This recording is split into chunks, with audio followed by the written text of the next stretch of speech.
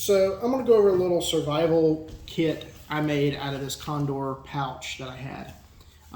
This goes inside of my get home bag that I keep in my vehicle, which I'll have in another video, but I wanted to kind of go over just the pouch itself. So like I said, it's a little Condor pouch. It came off of like one of their little drop leg system setups, whatever. And this makes a pretty good little kind of survival pouch. Kind of has a little bit of everything that you need. This isn't the end-all be-all of how it should be or how it should be set up, but this is just something that I keep in my bag. So, pouch on the outside. I didn't like all the jangling that it did, so I actually just taped it up. Can I cut that off and run some paracord like this? Totally can. I just decided to throw some tape on there. Unzip the pouch. In here I have a little tea candle. Why a tea candle? Well, I can light this and it'll light a small area. So if I'm stuck in a vehicle or needing some sort of light that stays on, maybe I don't want to have to use a flashlight, which I normally have a flashlight on me. I can light this and just leave it going and have light for an hour, a couple hours. So, tea candle, that'll be it for that pouch.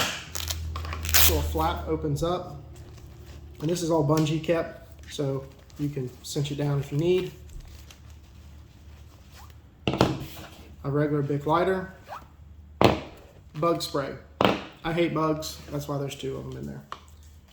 Matches. So these aren't fireproof, waterproof matches in this one. This one, they are like strike anywhere waterproof matches. But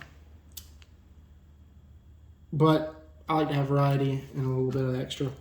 So everything's in Ziploc bags. Different types of fire tinder.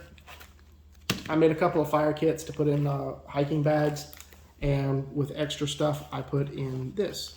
So different types of tinder. There are easy fire starters, able to start a fire in wet conditions, windy conditions, things like that.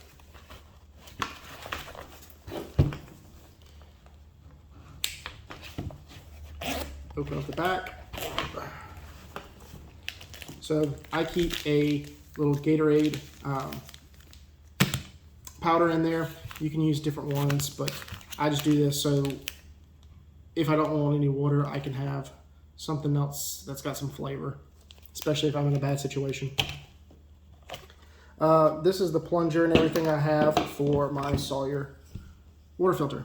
The reason I keep the plunger and everything in there is just a way to backflow this and clean it if I'm out in the wilderness, in the wild. I have a way to clean it. I also keep water purification tablets in there, so that way whatever bottle I have, I can throw these in there and purify water. Got a few extra. They don't take up any space. You got somebody with you, this would be a good thing to have. Since I'm usually in urban areas, the little Silcox key. Usually commercial buildings have these types of keys to access their water outside of a building. So if you're in a survival situation and you have no other choice and you need water, but you don't have a way to access it, well, something like this you do. Now this, it's a Cobalt branded one. I got this from Lowe's. You can get them off of Amazon or wherever, but they're affordable. I would keep these, keep one in your bag, keep one in your vehicle. You never know that if you have to access water, that you have the ability to do so. That little section is done. This does have your MOLLE straps on the back, so you can MOLLE this to any type of gear that you would like. And then I have a Gerber multi-tool. It doesn't really matter which type of multi-tool you go with. Gerber, SOG, Leatherman, they make good tools. But have yourself a decent multi-tool, just in general, whether it's in a little survival pouch, a kit, bag, whatever. That's just the stuff that I put in this little pouch. Everybody's could do something a little different. They want to have a little survival pouch, survival blanket, maybe a little bit of a small first aid kit. You know, you can do all that. But this is just to basically filter water and start fire. That's basically what this is. So, yeah, there's that.